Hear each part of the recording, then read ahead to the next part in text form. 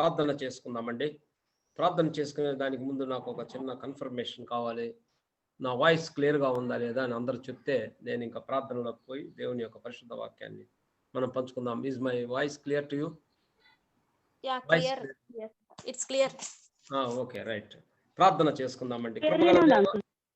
Right అమ్మా, okay. ప్రార్థన చేసుకుందామండి. కృపగల దేవ, ప్రేమగల తండ్రి, మీ పరిశుద్ధ పాదాలకి వేలాది వేల స్తోత్రాలయ్యా. ఈ మధ్యాహ్న సమయంలో ప్రభువా మేము జూమ్ ద్వారా నాయన మరి ప్రభువా మీ పరిశుద్ధ వాక్యాన్ని బిడ్డలకి తెలియపరుస్తుండగా మీ పరిశుద్ధాత్మ శక్తితో నన్ను నింపండి, బిడ్డల్ని నింపండి. మీ ఆశీర్వాదాలు బిడ్డలకు దయచేయండి నాయన. మీ వాక్యం మేము ఏ రీతిలో విన్నా కూడా అది ఆశీర్వాదమే. ఆన్లైన్ కానీ పర్సనల్గా కానీ ఏ విధంగా వినినా మీ పరిశుద్ధ వాక్యం తండ్రి చెదిరిపోనది, మీ పరిశుద్ధ వాక్యం మారనిది. కాబట్టి ప్రభువా ఇటువంటి పరిశుద్ధ వాక్యాన్ని ప్రకటించడానికి నాకు అనుగ్రహించిన ఇది ఒక ధన్యత కొరకు స్తోత్రం. వినేటువంటి బిడ్డలకు కూడా మంచి ఆరోగ్యమును, మంచి బలమును, మంచి శక్తిని దయచేయండి. ఆ బిడ్డలందరూ ఈ యొక్క వాక్యం ద్వారా ఆశీర్వాదాలు పొందేటట్టు సహాయం చేయండి నాయన. మమ్మల్ని యొక్క తండ్రి ప్రభువా మంచి తండ్రి రీతిలో ఉంచినందుకు స్తోత్రం. ఈ యొక్క భయంకరమైన దినాలలో బిడ్డలందరినీ మరి ఎటువంటి అపాయం కలుగునీయకుండా కాపాడినందుకు స్తోత్రం ప్రభువా. మీకే ఘనత, మహిమ, స్తుతి, స్తోత్రాలు చెల్లిస్తూ ప్రభు అయిన యేసుక్రీస్తు యొక్క పరిశుద్ధ నామంలో వేడుకొంటున్నాను తండ్రి, ఆమేన్. ప్రియమైన బిడ్డలారా, ఈ మధ్యాహ్న సమయంలో నెహెమ్యా యొక్క జీవిత చరిత్రలో జరిగిన కొన్ని సంఘటనలను మనము తెలుసుకుందాం. నెహెమ్యా అని అంటే మీకు అందరికీ ఎక్కువగా యెరూషలేము గుర్తుకొచ్చుద్ది. సరే, యెరూషలేమే మనకి ముఖ్యమైన ప్రాధాన్యత కలిగింది. అయితే నెహెమ్యా ఇక్కడ ప్రార్థన చేసినటువంటి వ్యక్తిగా కనపడుతున్నాడు. చాలా గొప్ప ప్రార్థనా పరుడుగా, కొన్ని ఆశయాలు కలిగిన బిడ్డగా ఇతను కనపడుతున్నాడు. ఒకటి గుర్తుంచుకోండి, నెహెమ్యా జీవితం అంతా బబులోన్లోనే జరిగింది. చూడండి ఎంత గొప్పవాడు నెహెమ్యా. జీవితం అంతా బబులోన్లో గడిపాడు. అయితే ఆయన ఆశయాలు, ఆయన ప్రేమ, ఆయన ఇదంతా యెరూషలేం మీద ఉంది. యెరూషలేం బిడ్డలని, యెరూషలేంని ప్రేమించిన వ్యక్తి.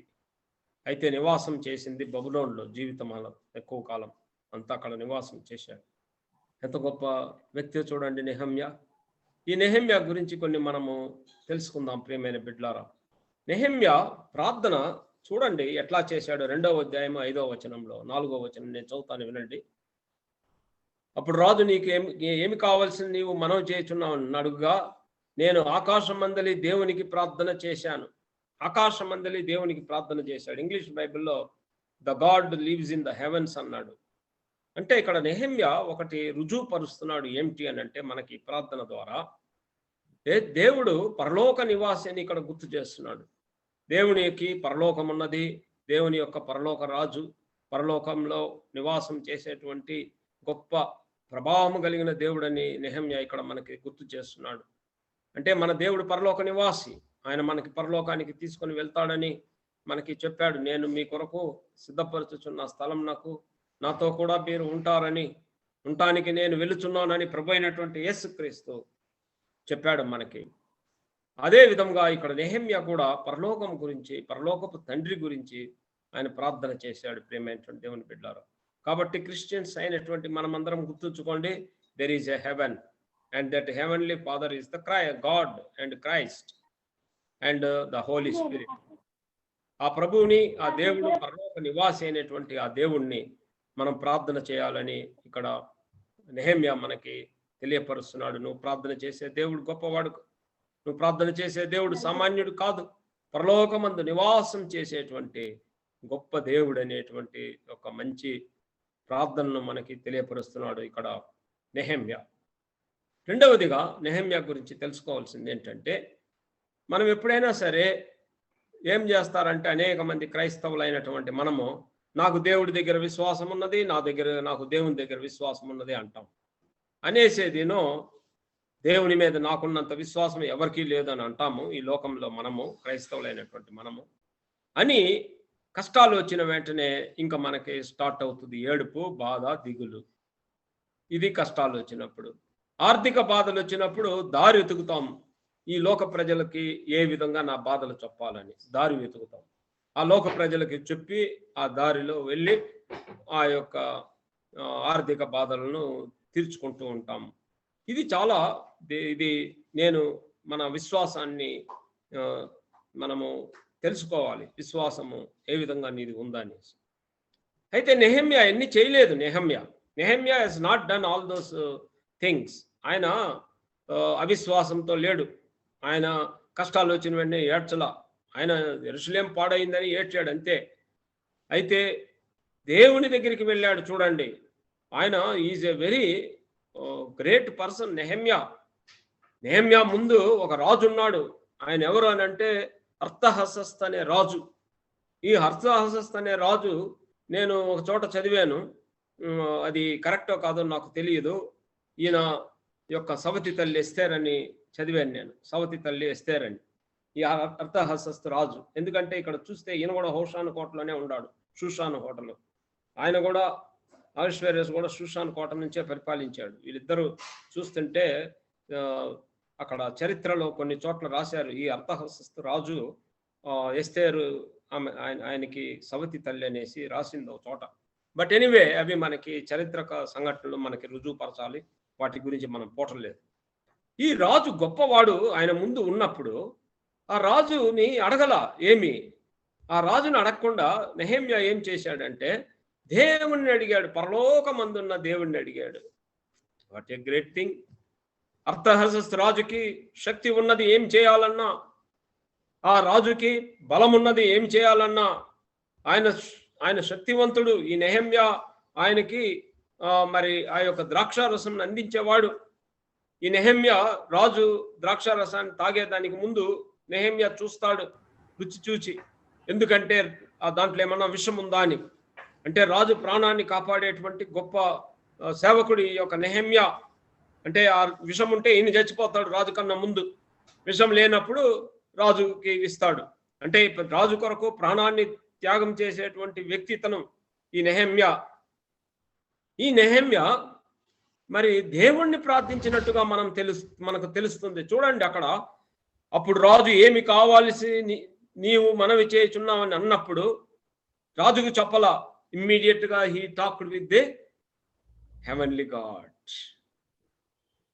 దేవునితో మాట్లాడాడు. అయ్యా, నేను ఈయనతో ఏం మాట్లాడాలి, అయ్యా ఈయనకి నేనేం చెప్పాలి, అయ్యా నేను ఈయనతో ఏమని అడగాలి అనేటువంటి ఆ యొక్క మాటల్ని దేవుని దగ్గర తెలియపరిచాడు. What a great thing. ఇటువంటి విశ్వాసం నీకు నాకున్నదా? నెహెమ్యాకున్నంత విశ్వాసం మనకున్నదా? నా ప్రియమైన బిడ్లారా, మనకు లేదు అటువంటి విశ్వాసం లేని మనము నిజంగా నేర్చుకోవాల్సినటువంటి పాఠం ఇది నెహెమ్యా ద్వారా. ఆయన రాజు ముందు అడిగినా కూడా రాజుకి ఏం చెప్పలేదు. రాజుకు చెప్పకుండా దేవుణ్ణి ప్రార్థించాడు. నెహెమ్యా జీవితంలో మనం చూస్తే 8 సార్లు ఈ యొక్క దీంట్లో మనము దేవుని స్పాంటేనియస్ ప్రేయర్ అంటారు దాన్ని. It is the spontaneous and fervent prayer అంటారు. అంటే ఏంటంటే యథేచ్ఛగా దేవుణ్ణి ప్రార్థించాడు. అంటే ఏమి ఆలోచించుకోకుండా, అంటే ఏదో స్పెషల్ అడగాలి, ఏదో దేవునికి ప్లాన్స్ చేసుకొని అడగటం కాకుండా స్పాంటేనియస్ ప్రేయర్ చేసి ఒకరితో మాట్లాడుతూనే ఉన్నాడు, దేవుని ప్రార్థిస్తా ఉన్నాడు. What a great thing. ఒకరితో మాట్లాడుతూ ఉన్నాడు, దేవుని ప్రార్థిస్తున్నాడు. ఇదే స్పాంటేనియస్ అండ్ ఫెర్వెంట్ ప్రేయర్ అంటే అర్థం. ఈ నెహెమ్యా చూడండి, ఆయనకి ఎంత దేవునితో మరి ఆ యొక్క ఇంటిమేషన్ ఉందో చూడండి, దేవునితో ఎంత మంచి సహవాసం ఉన్నదో చూడండి. మనము దేవుని దగ్గరికి పోవటానికే ఒక వ్యక్తి రాజు ఒక ముందు కూర్చుంటే దేవుని వచ్చి వదిలేస్తాం. ఆ రాజు అమ్మా ఈయన ఉన్నాడు, ఇక నాకు చాలు అనేటువంటి ఒక పరిస్థితిలో రాజునే మనము గొప్ప వ్యక్తిగా తలంచుకుంటూ మనం కూర్చోబెట్టుకుంటాము మన హృదయాలలో, మన తలలో. కానీ అయితే ఈ యొక్క నెహెమ్యా ఆ విధంగా చేయలేదు. He is talking with the king and also he is praying to the God. That is more important. అంటే దాన్ని స్పాంటేనియస్ అండ్ ఫెర్వెంట్ ప్రేయర్ అంటారు. ఇది నెహెమ్యా నేర్పించినటువంటి ఒక నూతన విధమైనటువంటి ప్రార్థన ఇక్కడ మనకి. అంటే నువ్వు ఏ స్థలంలోనైనా, ఏ స్థితిలోనైనా, ఎక్కడ ఉన్నా నీ దేవుని నువ్వు ప్రార్థించుకోవచ్చు అని నెహెమ్యా ఇక్కడ మనకు తెలియపరుస్తున్నాడు. నేను రాజుతో మాట్లాడినా పర్వాలేదు, నాకు రాజు కాదు ముఖ్యం, నా యొక్క పరలోకమందలి ఉండేటువంటి దేవుడు నాకు ముఖ్యమైనటువంటి విషయమును కనుగొని ఆ దేవునికి ప్రార్థించాడు ఒకవైపు ఈయన రాజుతో ఉన్నప్పుడు. This is called very fervent and very spontaneous prayer అని అంటాం. యాదృచ్ఛికమైనటువంటి ఒక ప్రార్థన. మనం ఎంతమంది ఇటువంటి ప్రార్థనలు చేస్తున్నాం? నీకేదన్నా ఒక వ్యక్తితో మాట్లాడేటప్పుడు నీకు ఒక అవసరం వచ్చినప్పుడు ఆ వ్యక్తి నుంచి ఆ వ్యక్తిని దండాలు పెట్టుకోవటం, ఆ వ్యక్తిని పొగడటం, ఒక వ్యక్తి నుంచి నీకు సహాయం కావాలని అంటే ఆ వ్యక్తిని ఆకాశానికి ఎత్తటం, అంతేగాని ప్రభువుని మర్చిపోతావు. That is not correct according to the Nehemiah's life. Nehemiah జీవితంలో అది జరగల. నెహెమ్యా ఒకవైపు రాజుతో మాట్లాడుతూనే పరలోకమందులు ఉండేటువంటి దేవునితో మాట్లాడాడు. ఎప్పుడైతే పరలోకమందులు ఉండేటువంటి ఆ దేవునితో మరి యాదృచ్ఛికంగా మాట్లాడాడో, ఎంత ఇంటిమెసీ ఉంది ఆయనకి చూడండి, ఎంత దేవునితో సహవాసం ఉందో చూడండి. నా ప్రియమైన బిడ్డలారా, ఇటువంటి సహవాసము దేవునితో నువ్వు కలిగి ఉండాలి. నీ ముందు ఉండేటువంటి వ్యక్తి రాజైనా ఉండొచ్చు, నీ ముందు ఉండేటువంటి వ్యక్తి గొప్ప ధనవంతుడై ఉండొచ్చు, నీ ముందు ఉండేటువంటి వ్యక్తి నీకు గొప్ప సహాయకారి అయి ఉండొచ్చు, నీ ముందు ఉండేటువంటి వ్యక్తి గొప్ప నీకు మేలులు చేసేటువంటి వ్యక్తి అయి ఉండొచ్చు. అయితే ఆ వ్యక్తి కన్నా గొప్ప దేవుడు నీ దగ్గర ఉన్నాడని చెప్పి అనుకొని నీవు ఏదైనా కావాలి అని అంటే ఆయన దగ్గర నుంచి ఫస్ట్ ప్రభువుని చూసుకో. నెహెమ్యా నేర్పిన ప్రార్థనలో అదే మనకి ముఖ్యమైనటువంటి. దేవుణ్ణి వెతికాడు, పరలోకమందులు ఉన్న దేవుణ్ణి వెతికి ఆయన అడిగింది ఏంటో తెలుసా? రెండే అడిగాడు. ఒకటేంటంటే నాకు సెలవు కావాలి. Is the government servant. Actually is a government servant. Is the servant of the government. మనం కూడా సెలవు కావాలంటే ఏ రోజైనా దేవుడిని అడిగామా? దొంగ సర్టిఫికేట్లు, దొంగ విషయాలు, దొంగ మాటలు చెప్తాం. In front of the God he has asked. దేవుని ముందు ఆయన నిలబడి మాట్లాడి ఆ తర్వాత రాజుతో అడుగుతున్నాడు ఏమనంటే, అయ్యా నాకు సెలవు కావాలి. వెళ్ళు, నీకు ఎన్ని రోజులు కావాలో. He has granted him. రెండవది, నా భద్రత కొరకు సైన్యాల్ని, గుర్రపు రౌతులను నాకు పంపించయ్యా. నా భద్రత కొరకు నేను యెరూషలేము యూదా పట్టణానికి వెళ్ళాలి. నేను యూదా పట్టణంలో నా జనం అక్కడ అల్లాడుతున్నారు. నా జనం అక్కడ ప్రకారం లేని ఆ యొక్క యెరూషలేము నేను చూడలేకపోతున్నాను. ద్వారబంధాలు తగలబడిపోయినాయి, వాటిని నేను చూడలేకపోతున్నాను. నన్ను వెంటనే ఆ యొక్క యూదా పట్టణానికి తీసుకుని వెళ్ళయ్యా అని అడుగుతున్నాడు రాజుని. అప్పుడు రాజు అతనికి అన్ని ఇచ్చి పంపిస్తాడు. This is the prayer which is answered by the God. దేవుని ద్వారా జవాబు దొరికినటువంటి ఒక ఆ యొక్క ప్రార్థన అది. దాదాపు 52 రోజులు పైన ఆయన ఉన్నాడు అక్కడ. అంటే maybe 2 months he might have asked the leave maximum. I don't know how many days it is not written in the Bible, but I think it may be nearly 2 months. 2 months, 2 రోజులు government ఆఫీస్లో అతనికి సెలవు దొరికింది. దేవుని నామానికి స్తోత్రం కలుగును గాక. Why? It is because of the prayer answered by the God. It is the answer given by the God to the prayer of the Nehemiah. చూడండి అక్కడ 2వ అధ్యాయం 9వ వచనం ఏమని చెప్తుందో చూడండి. నెహెమ్యా 2:9. తర్వాత నేను నది అవతల ఉన్న అధికారుల యొద్దకు వచ్చి వారిని రాజు యొక్క తాకీదులను అప్పగించి తిని, రాజు నాతో కూడా సేనాధిపతులను, గుర్రపు రౌతులను పంపించాను. రాజు పంపించాడు నాకు. ఏమేమిటి? సైన్యాధిపతులను పంపించాడు. ఎక్కడ దాకా? యూదా పట్టణం చేరేంత వరకు. తర్వాత రౌతులను, గుర్రపు రౌతులను పంపించాడు. వెళ్ళండి, ఈయనను తీసుకెళ్ళండి. ఎందుకంటే ఈయనకి దారిలో ఏ ఆపద కలగకూడదు. ఈయన యొక్క దేవుడు గొప్ప దేవుడు. ఈయన దేవుడు యెరూషలేములో ఉండే దేవుడు గొప్ప దేవుడు. కాబట్టి ఆయన్ని అక్కడికి పంపించండి. జాగ్రత్తగా తీసుకెళ్ళి ఆయన పంపించండి. ఆయన పని చేసుకొని వచ్చేంత వరకు ఆయనకి కావలసినట్టు ఆయనకి అది మనకి సహాయం దొరికింది. రాజుతో కూడా అదే విధంగా దేవుడే ఉన్నాడు కాబట్టి ఇంకా రాజుతో మనకు అవసరం లేదు. The God has done the work.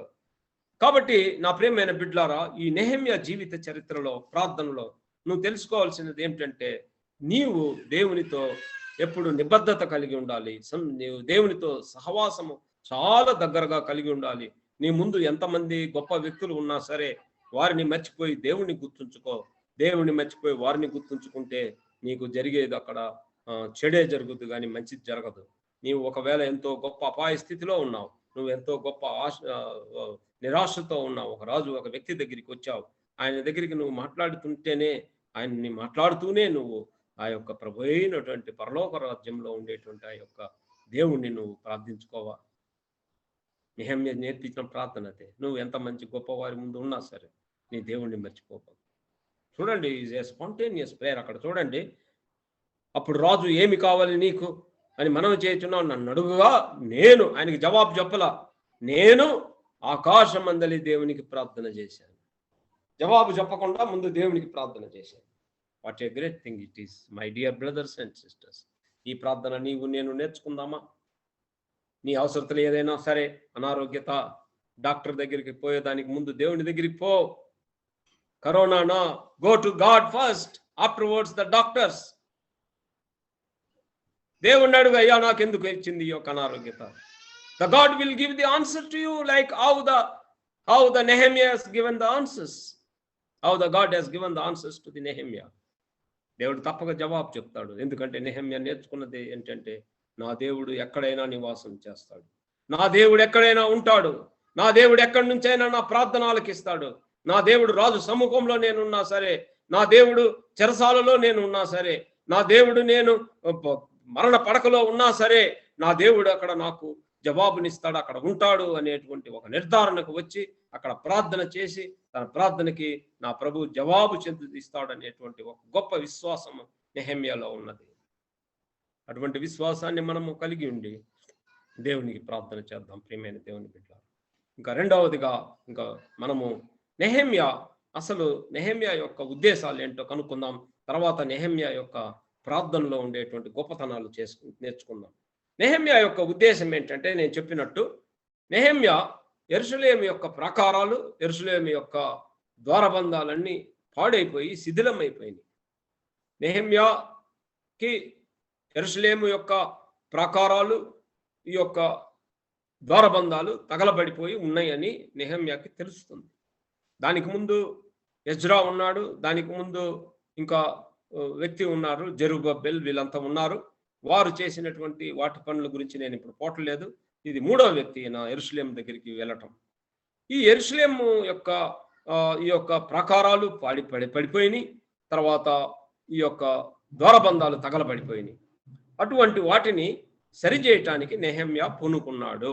వాటిని తిరిగి నిర్మించటానికి, పడిపోయిన ప్రాకారాలను తిరిగి నిర్మించటానికి, ద్వారబంధాలను తిరిగి నిర్మించటానికి నెహెమ్యా తన పనిని చేయటానికి ప్రారంభించాడు.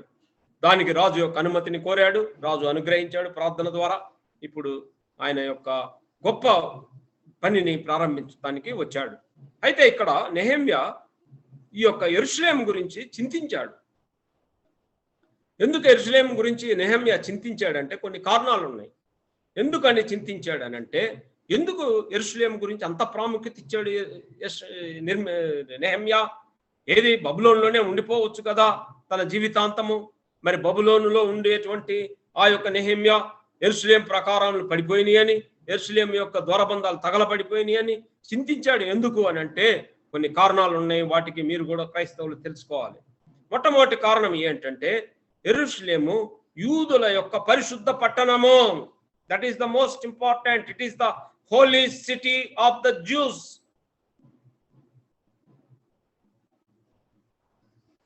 It is the Holi city of the juice. కాబట్టి పరిశుద్ధ పట్టణము పాడైతే అతని యొక్క హృదయం కరిగిపోయింది. రెండవదిగా, యూదా రాజ్యం యొక్క ముఖ్య పట్టణం యెరూషలేం. మూడవదిగా, అతి ముఖ్యమైనటువంటి విషయం ఏమిటి అనంటే, యెరూషలేములో నా దేవుడైనటువంటి యెహోవా నివాసము చేసినటువంటి స్థలము యెరూషలేం మందిరంలో. నాలుగవదిగా, యూదుల యొక్క చరిత్రను యెరూషలేము నుంచి తెలుసుకొనవచ్చు.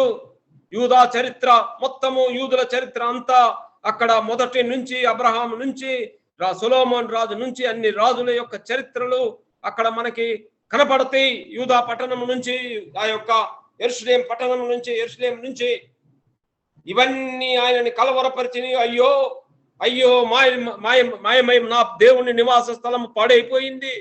అయ్యో, నా ప్రజల యొక్క పరిశుద్ధ పట్టణం పాడైపోయింది. అయ్యో, నా ప్రజల యొక్క ముఖ్య పట్టణం పాడైపోయిందని కన్నీరు కార్చాడు ఆ యొక్క నెహెమ్యా. నా ప్రియమైన బిడ్డలారా, ఈ రోజుల్లో మనము దేవుని గురించిన దేవుని బిడ్డల గురించినటువంటి ఆసక్తి నీలో ఉన్నదా?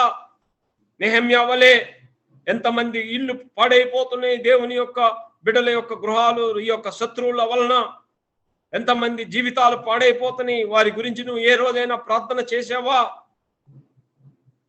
నెహెమ్యా కలిగినటువంటి ఆ యొక్క ఆలోచన చూడండి ఎంత గొప్పదో. అయ్యో, నేను ఆ పట్టణాన్ని చూడలేకపోతున్నాను, ఆ యెరూషలేము పట్టణంని, ఆ ప్రాకారం లేని పట్టణాన్ని నేను చూడలేకపోతున్నాను అయ్యా. ఆ పట్టణం పాడైపోయి శిథిలమైనది, ఆ ద్వారబంధాలన్నీ తగలబడిపోయినాయి, వాటిని నేను చూడలేకపోతున్నాను. ఎందుకంటే ఇందులో నా పరిశుద్ధుడైనటువంటి దేవుడు నివాసం చేశాడు ఒకానొకప్పుడు. అయ్యో, ఇది ఒక యూదుల యొక్క పరిశుద్ధ పట్టణమే ఇది. ఆ పట్టణం ఈ స్థితికి వచ్చినప్పుడు నేను ఎందుకు ఊరుకుంటాను? నేను ఎందుకు ఊరుకుండాలి? నాకెంత కష్టమైనా సరే, ఎంత బాధ అయినా సరే, నా ప్రాణం పోయినా సరే, ఆ పట్టణాన్ని యొక్క ప్రాకార గోడలు నేను నిర్మించాలి. ఆ పట్టణంలో శిథిలమైనటువంటి తలుపులను నేను నియమించాలి, ద్వారబంధాలు నియమించి దేవునికి మహిమ తేవాలనేటువంటి ఒక గొప్ప ఆశ కలిగి ఉన్నాడు ఈ నెహెమ్యా. నీ జీవితంలో ఇటువంటి ఆశలు కలిగి ఉన్నవా? దేవుని బిడ్డల గురించి, దేవుని పట్టణం గురించి, దేవుని యొక్క ఆ యొక్క నివాస స్థలము గురించి నీకు ఇటువంటి ఆశలు కలిగి ఉన్నావా? ఒకసారి నిన్ను గుర్తుంచుకోవాలని నిన్ను నేను హృదయపూర్వకంగా కోరుతున్నాను నా ప్రియమైనటువంటి బిడ్డలారా. ఈ యూదా పట్టణము, ఈ యూదా యొక్క పరిశుద్ధ పట్టణము, ఈ యూదా పట్టణంలో నివాసం చేసేటువంటి దేవుణ్ణి అతను ఆ యొక్క స్థితిలో ఆ యొక్క పట్టణము ఉంటే అది చూడలేకపోయాడు. మనం కూడా నా ప్రియమైన బిడ్డలారా, ఈ సంఘం పాడైపోతున్నది, ఈ రోజుల్లో సంఘం పాడైపోతున్నది, సంఘం యొక్క ప్రాకార గోడలు శిథిలమైపోతున్నాయి, సంఘం యొక్క ద్వారబంధాలు శిథిలమైన ఈ పరిస్థితులలో, ఈ రోజులలో నీవు నేను ఏం చేస్తున్నాం? తిరిగి వాటిని కట్టాలి అని అంటే నీ ప్రార్థన ముఖ్యం. తిరిగి వాటిని నిర్మించాలనంటే నీ పని ముఖ్యం. నీవు నెహెమ్యా వలె బయలుదేరు.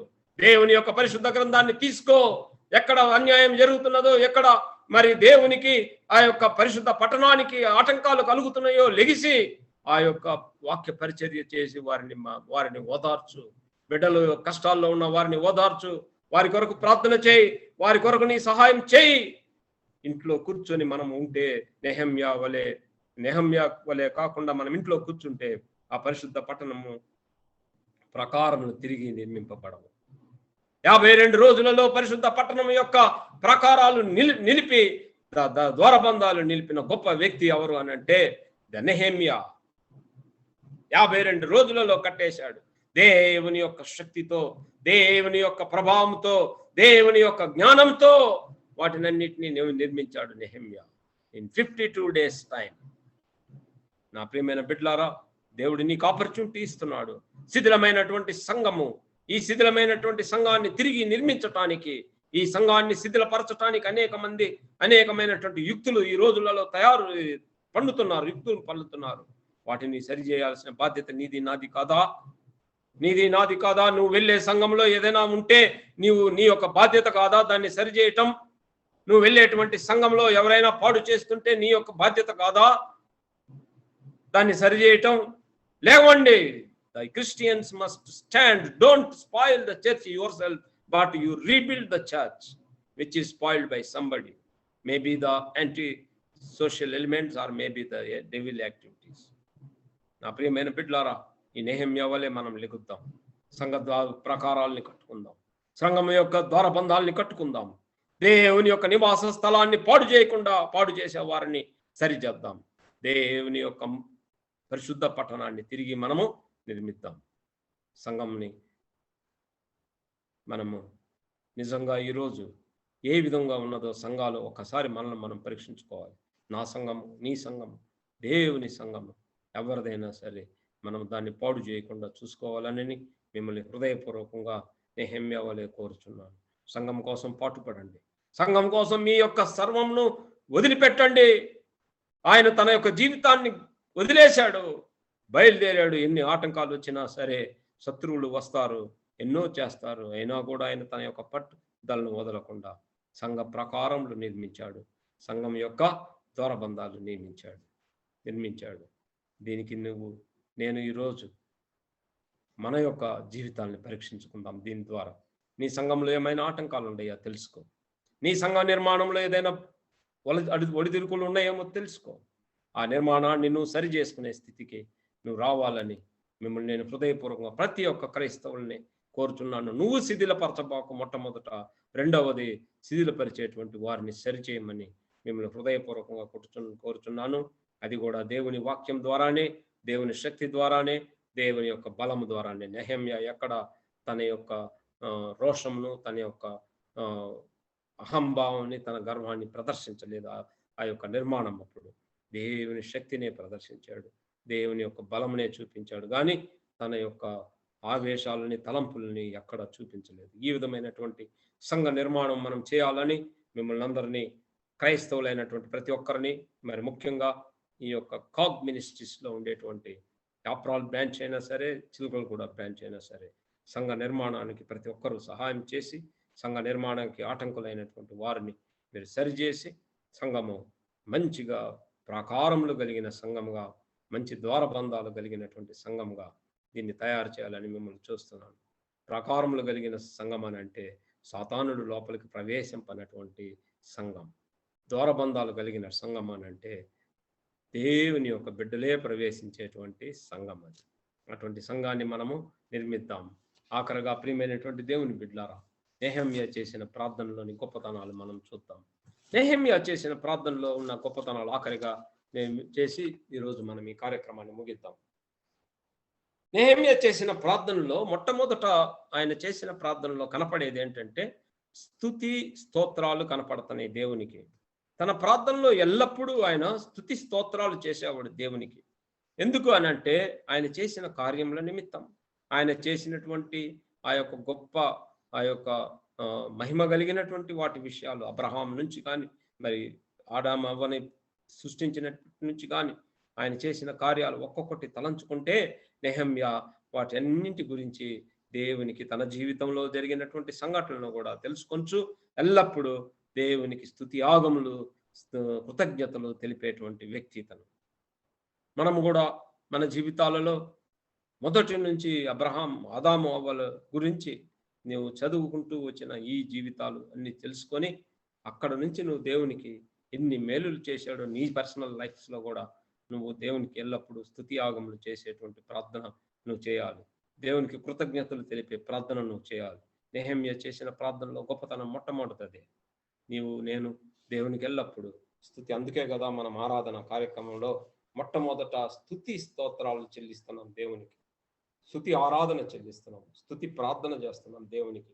ఆ తర్వాతే మెసేజెస్, ఆ తర్వాతే పాట, వేరే ఏదైనా సరే.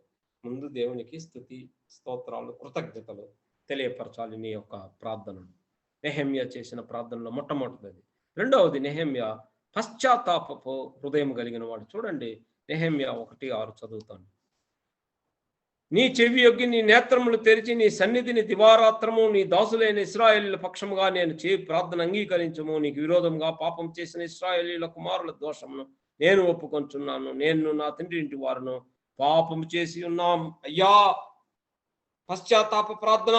నేను పాపం చేశానయ్యా, నా తండ్రి కుమారులు నేను అందరం పాపం చేసి నీకు విరోధమైనటువంటి కార్యాలు చేసి మా ప్రాకారాలన్నింటినీ కూలగొట్టుకున్నామయ్యా. మా సంఘపు ప్రాకారములు కూలిపోయినాయి, మా యొక్క ద్వారబంధాలన్నీ తగలబడిపోయినాయి. దానికి కారణం మా పాపం. ఈరోజు నా సంఘం యొక్క ప్రాకారములు కూలిపోయినాయి అంటే, ఈరోజు నా సంఘం యొక్క ద్వారబంధాలు తగలబడిపోయినాయి అని అంటే నా పాపమే. పశ్చాత్తాపడ్డాడు దేవుని దగ్గర. అయ్యా, నేను పశ్చాత్తాపడుతున్న హృదయంతో నీ దగ్గరికి వస్తున్నాను, నువ్వు నా ప్రార్థన ఆలకించయ్యా. నేను పాపం చేశానయ్యా, మేమందరం పాపం చేశాము. నా తండ్రి కుమారులు, నా తండ్రి నుంచి వచ్చినటువంటి వారు అందరూ అక్కడ చూడండి, ఇంకోసారి నేను చదువుతాను అక్కడ. నా తండ్రి ఇంటి వారును పాపం చేసి ఉన్నాం, నేనును నా తండ్రి ఇంటి వారు అంటే అక్కడ నుంచి తీసుకొని వస్తున్నాడు అందరినీ. నా ప్రియమైన బిడ్డలారా, ఇటువంటి ప్రార్థన నీలో కలగాలి. ఈరోజు మొట్టమొదటి స్తుతి యాగము, కృతజ్ఞత స్తుతులు చెల్లిస్తూ, రెండవది నువ్వు పశ్చాత్తాప హృదయంతో దేవుని దగ్గరికి రావాలి. You have to come to the God with that repented heart. పశ్చాత్తాప హృదయంతో దేవుని దగ్గరికి రావాలి. Nehemiah has done that. Nehemiah జీవిత చరిత్ర ఈరోజు మనకు తెలియపరుస్తున్నది అదే. ఆయన చేసిన ప్రార్థనలకు గొప్పతనం అదే. ఆయన దేవునితో చాలా దగ్గరగా సహవాసం చేసిన దానికి కారణం అదే. మొట్టమొదటి కృతజ్ఞతాస్తుతులు చెల్లించాడు. రెండవది పశ్చాత్తాప హృదయంతో దేవుణ్ణి ప్రార్థించాడు. మూడవదిగా ఏం చేశాడో చూడండి, దేవునికి తాను ఇచ్చిన వాగ్దానాలని గుర్తు చేశాడు ప్రార్థనలో. చూడండి, మరి నేను 8:9 చదువుతాను. 1:8-9. నీ సేవకుడైన మోషేతో నీవు సెలవిచ్చిన మాటను జ్ఞాపకం తెచ్చుకొనుము.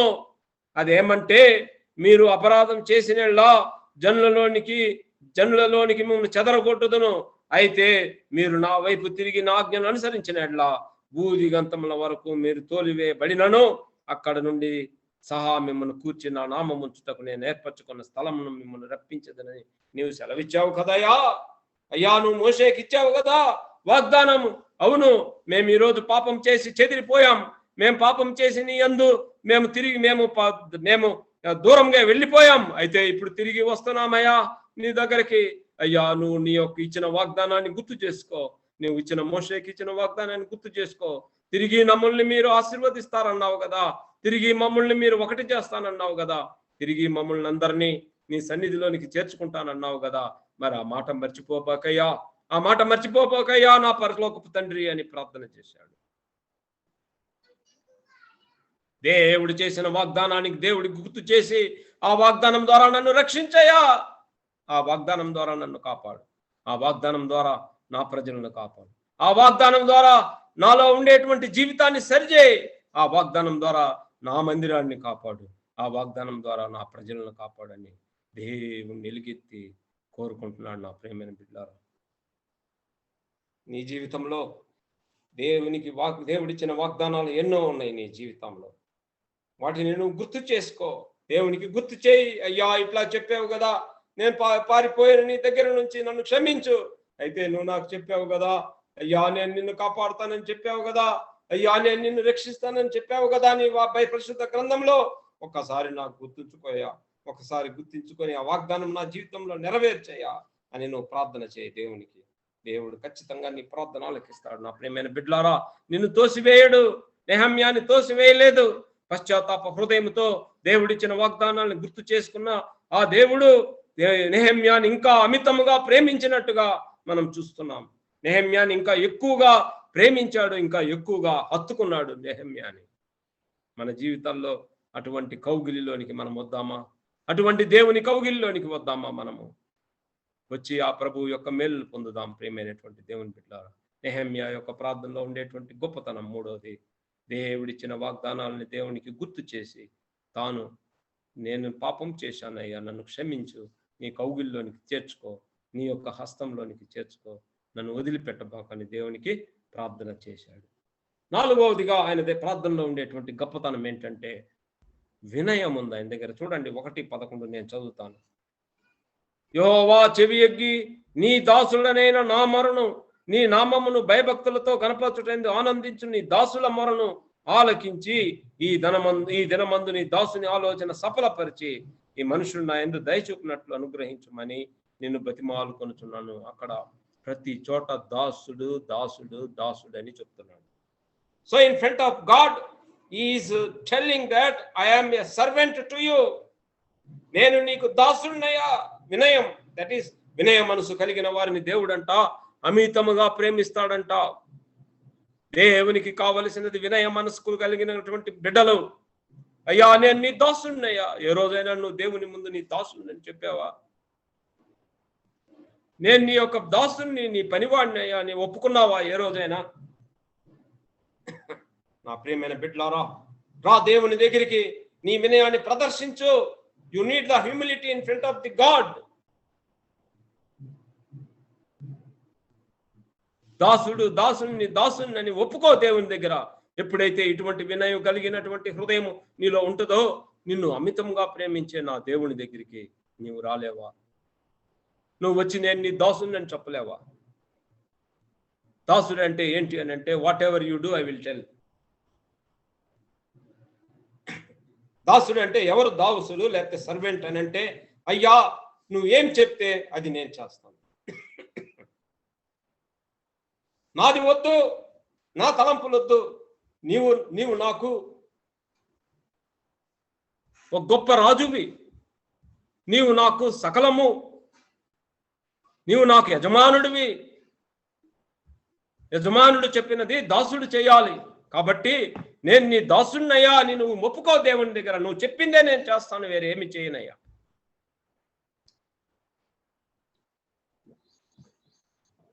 నా ప్రియమైన బిడ్డలారా, ఇటువంటి humility you need in front of the God. What ever you do, I will do. నా సొంతది వద్దు, నా ప్రభువు చెప్పిన పనే నేను చేయాలి, అంతే. దేవకుమార్ పో అంతే, పోతా, ఎదురు మాట్లాడను. దేవకుమార్ అక్కడ కరోనా ఉంది, అయినా నువ్వు పో అంటే పోవటమే. నో క్వశ్చన్ ఆఫ్ టెల్లింగ్ ఎక్కడ ఉందయ్యా, ఎట్లా పోతానయ్యా అని అనొద్దు, వెళ్ళిపో.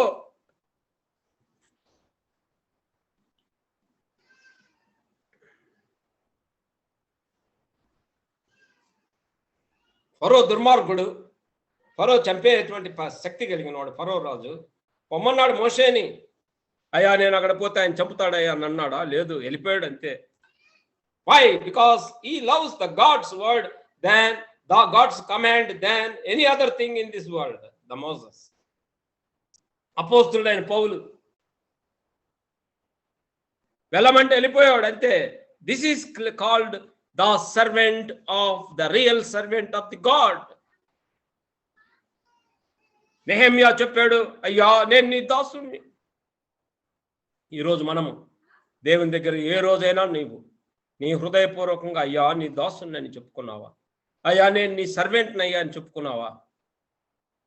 సరే చెప్పుకున్నావు. చెప్పుకున్న తర్వాత యజమానుడు చెప్పిన పని చేసావా? ఏ రోజైనా సంఘంలో యజమానుడు చెప్పిన పని చేసావా? సంఘంలో యజమానుడు కోరిన రీతిలో పని చేసావా? పని చేయనప్పుడు దేవుడు ఎట్లాగా నిన్ను తన యొక్క ముద్దు బిడ్డగా పెట్టుకుంటాడు? పని చేయనప్పుడు దేవుడు ఎట్లాగా నిన్ను తన హృదయానికి కత్తుకుంటాడు? పని చేయనప్పుడు దేవుడు నిన్ను ఎట్లాగా తన యొక్క మరి ఆ యొక్క యజమానుడు ప్రేమించిన శిష్యుడుగా, ప్రేమించిన ఆ యొక్క పనివాణ్ణిగా నువ్వు ఉంటావు. నా ప్రియమైన బిడ్డలారా, మనము కొన్ని విషయాల్లో ఉండి కొన్ని విషయాల్లో లేకుండా ఉంటే దేవుణ్ణి మనం మోసం చేసినట్టుగా ఉంటాం. అనేక మంది అంటారు, నేను సర్వెంట్ ఆఫ్ గాడ్, నేను సర్వెంట్ ఆఫ్ గాడ్ అని.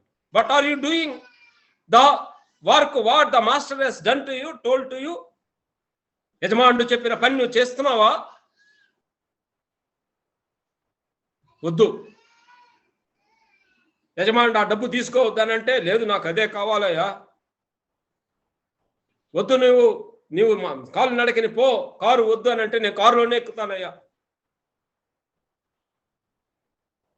నా కుమారుడు అక్కడ పేదరికమైనటువంటి ప్రజలు ఉన్నారు, నువ్వు అక్కడ కారులో వెళితే ఆ ప్రజలు నిన్ను చూసి భయపడతారేమో.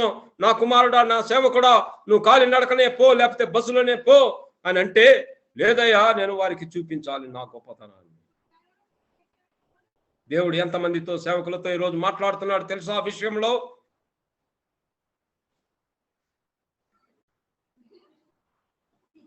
ఒక పేదరికమైనటువంటి విశ్వాసుల దగ్గరకు, ఒక పేదరికమైనటువంటి దేవుని యొక్క బిడ్డలు, నమ్మని బిడ్డల దగ్గరికి నువ్వు కారుల్లో పోయి, షికారుల్లో పోయి, సూట్లు వేసుకొని పోతే వారు నిన్ను ఏ విధంగా చూడాలి? నాకు ఒక బ్రదర్ చెప్పాడు ఫోన్ చేసి. ఆ బ్రదరు సేవకుడు, నా స్టూడెంట్ కూడా అతను. సార్, నేను కొన్నాళ్ళు ఆ యొక్క ఫారిన్ కంట్రీలో ఉన్నాను. ఆడ ఉన్నప్పుడు ఈ సూటు, ఈ టై పెట్టుకొని అలవాటు అయిపోయింది. ఇండియాకు వచ్చిన తర్వాత నేను వాటిని తీయలేకపోతున్నాను సార్. ఒకరోజు నేను ఏదైనా విలేజ్కి పోవాలంటే నేను పోలేకపోతున్నాను. ఎందుకనంటే ఆ విలేజ్లో నేను పోతే ఈ సూట్ వేసుకొని, టై వేసుకొని పోతే ఆ ప్రజలు కనీసం నా దగ్గర కూడా రావట్లేదు సార్, భయపడుతున్నారు నన్ను చూసి అన్నాడు. This is the position of the servants of the God today in this world, my dear brothers and sisters. దేవుడు తీసేయమంటున్నాడు. తీసేయమన్నప్పుడు నువ్వు ఆ యొక్క యజమాని మాటలు విన్నావా? నా ప్రియమైన బిడ్డలారా, ప్రతి ఒక్క క్రైస్తవుడు దేవునికి దాసుడు ఎప్పుడు అవుతాడు అని అంటే ఆయన మాటలు విన్నప్పుడే. డబ్బు తీసుకోవద్దంటే తీసుకోవద్దంతే. నేను నీకు ఇస్తాను అంటే అంతే. నీకు ఎన్ని కష్టాలు వచ్చినా ఆగు, నా ప్రభు కుమ్మరిస్తాడు నీకు. నా కుమారుడా, నువ్వు ఆ యొక్క దారిలో పోబాకు, ఆ సైడ్ నువ్వు అడుగు వేయవద్దు, ఆ సైడ్ నీ చూపు చూడవద్దు అని అంటే చూడవద్దు, వేయవద్దు, అడగవద్దు, అంతే. ఏంటయ్యా 10 రోజులు అయిపోయింది, ఎట్లాగయ్యానంటే నువ్వు ఉండంతే. నేను పెట్టిన స్థలంలో నువ్వు ఉండంతే. నేను నిలబడమన్నాను, నిలబడంతే. నిలబడాలి. ఆ తర్వాత నా ప్రభు కుమ్మరిస్తాడు నీ మీద వర్షము. అది ఎటువంటి వర్షము? ఆశీర్వాదాల వర్షం. నీ సొంతగా వెళ్ళిపోయావంటే పడిపోతావు, గుర్తుంచుకో. అది ఒక జిగట ఊబి, నువ్వు ఇరుక్కుపోతావు, గుర్తుంచుకో. అక్కడ నీకు రత్నాలు కనపడవచ్చు, అక్కడ నీకు వైడ్యూర్యాలు కనపడవచ్చు, అక్కడ నీకు బంగారం కనపడవచ్చు, అక్కడ నీకు కోట్ల రూపాయలు కనపడవచ్చు. అయితే నువ్వు ఆ దారిలో పోయావు అని అంటే ఆ యొక్క ఊబిలో ఇరుక్కుపోయినట్టే అని గుర్తుంచుకో. అందుకే దాసులమైన మనం ఈ రాత్రి మధ్యాహ్న సమయంలో నిర్ణయించుకుందాం. యజమానుడు ఏం చెప్తే అది చేద్దాం. యజమానుడు నిలబడిన చోట నిలబడదాం. యజమానుడు చెప్పిన పని చేద్దాం. యజమానుడు ఏమి కోరుతున్నాడో దాన్ని చేద్దాం. మన సొంత జ్ఞానంతో వైడూర్యాలు కనపడితే పరిగెత్తొద్దు. నీ సొంత జ్ఞానంతో బంగారం కనపడితే పరిగెత్తబాకు. నీ సొంత జ్ఞానంతో రత్నాలు కనపడితే పరిగెత్తబాకు. పోయావు అని అంటే అక్కడ నీకు జిగట ఊబిగలో ఇరుక్కుంటావని గుర్తుంచుకో. నువ్వు నిలబడు. దేవుడు ఉన్నంత, దేవుడు చెప్పినంత కాలం ఉండు. అది 10 రోజులైనా సరే, 15 రోజులైనా సరే, 20 రోజులైనా సరే, దేవుడు నిలబెట్టిన స్థానంలో స్థిరంగా నిలబడు. నిలబడిన తరువాత నా ప్రభు ఆకాశం మందలి తన యొక్క గుప్పిళ్లను విప్పి ఆశీర్వాద వర్షాన్ని నీ మీద కురిపిస్తాడు. అక్కడ జిగట ఊబి ఉండదు, అక్కడ ఏ బాధ ఉండదు. సంతోషమే, ఆనందమే. ఆ ఆశీర్వాద వర్షాలు నీ మీద కురిసినప్పుడు నా ప్రభు అంతటి గొప్పవాడు. నా ప్రియమైన బిడ్డలారా, నీకు ఆకలి వేసినప్పుడు నీకు ఇమ్మీడియట్గా ఇచ్చే దేవుడు, నీవు కష్టాల్లో ఉన్నప్పుడు చెయ్యి ఇచ్చేటువంటి దేవుడు, నీవు పడిపోయినప్పుడు లేపేటువంటి దేవుడు, నీవు నీ కుమార్తె వివాహం చేయాలనుకున్నప్పుడు నీకు సకలము అనుగ్రహించి చేసేటువంటి దేవుడు, నీ కుమారునికి ఉద్యోగం లేనప్పుడు అనుగ్రహించేటువంటి దేవుడు, నీకు ఏది కావాలంటే అది తన యొక్క ఆశీర్వాదపు వర్షము నీ మీద కురిపించేంత వరకు నువ్వు ఆగు. అదే దాసుడు చేయాల్సిన పని. నెహెమ్యా ఆగాడు, దేవుని యొక్క ఆశీర్వాదాలు పొందాడు. 52 రోజులలో దేవుని యొక్క ప్రకారంలో యొక్క మందిరం యొక్క ప్రకారాలు కట్టాడు. ఆఖరిగా నెహెమ్యాకి కమిట్మెంట్ ఎక్కువగా ఉన్నది. 1:4 చదువుదాం చూడండి. అక్కడ ఈ మాటలు విన్నప్పుడు నేను కూర్చుండి ఏడ్చి కొన్ని దినములకు దుఃఖంతో ఉపవాసం నుండి ఆకాశం మందలి దేవుని ఎదుట విజ్ఞాపన చేసి తిని దేవుణ్ణే విజ్ఞాపన చేస్తూ కూర్చున్నాడు. కమిట్మెంట్. దేవుణ్ణి వదిలిపెట్టి రాల. తన పని ముగిసేంత వరకు దేవుణ్ణి వదిలిపెట్టకుండా నిబద్ధత కలిగి ఉన్నాడు. నిబద్ధత, కన్నీటితో ఆయన ప్రార్థన చేస్తూ ఉన్నాడు. కూర్చుని ఏడ్చి కొన్ని దుఃఖంతో ఉపవాసంతో ఆ ప్రార్థన చేసి కమిట్మెంట్ కలిగిన వాడు. పని జరిగేంత వరకు commitment. He has got the commitment. నిబద్ధత కలిగాడు. జీవితము నిబద్ధత కలిగినటువంటి ప్రార్థనలు ఆయన జీవితంలో ఉన్నాయి. ఈ 5 విషయాలు నీ జీవితంలో గుర్తుపెట్టుకో. మధ్యాహ్న సమయంలో ప్రియమైన బిడ్డలారా, స్తుతి కృతజ్ఞతలు దేవునికి చెల్లించు. పశ్చాత్తాప హృదయంతో రా. దేవుడు చేసిన వాగ్దానాలని దేవుడికి గుర్తుపరచు. నీలో వినయం చూపించు. దాసుడు వై ఉండు దేవునికి. 5వది నిబద్ధత కలిగి కమిట్మెంట్ కలిగి ఉండు. ఆ పని అయ్యేంత వరకు కమిట్మెంట్తో ఉండు. దేవుడు నీ జీవితంలో ఆ యొక్క గొప్ప కార్యాలు, ఆయన చేయవలసిన కార్యాలు నీ ద్వారా జరిపిస్తాడు. నీ ద్వారా ఎప్పుడైతే జరిపిస్తాడో ఆ కార్యాలు, నువ్వు ఈ చరిత్రలో ఒక గొప్ప వ్యక్తిగా నెహెమ్యా వలె నిలబడతావు. ఖచ్చితంగా నిలబడతావు. నీ యొక్క సంతానము, నీ యొక్క రాబోయే సంతానము, నీ యొక్క రాబోయే బిడ్డలందరూ నీ గురించి ఈ లోకంలో గుర్తు చేసుకుంటూ ఉంటారని తెలియపరుస్తున్నాను. నువ్వు చేసిన గొప్ప పనులను గుర్తుంచుకుంటారు వాళ్ళు. ఆ గుర్తింపు నీలోకి రావాలంటే ఒక దేవుని ద్వారానే నీకు వచ్చు. కాబట్టి 5 విషయాలు ప్రార్థనలో నువ్వు మర్చిపోవద్దు. నెహెమ్యా అంత గొప్పవాడిగా ఈ లోకంలో మనం కూడా అవ్వచ్చు. Possibility and every opportunity is there given by the God. So you have to now wait upon the God. You have to ask the God to do such kind of great thing for the church. సంఘం కొరకు నువ్వు ఇంత గొప్ప మేళ్ళు, ఇంత గొప్ప పనులు చేయాలని, either it is cog at చిలకలు కూడా or either at April, God is ready to do the great things in the church through you. So God is waiting for you. Please come to me, come to him and commit yourself. God will do miracles through you. May God bless you all. మిమ్మల్ని అందరినీ దేవుడు దీవించును గాక. ఆమేన్.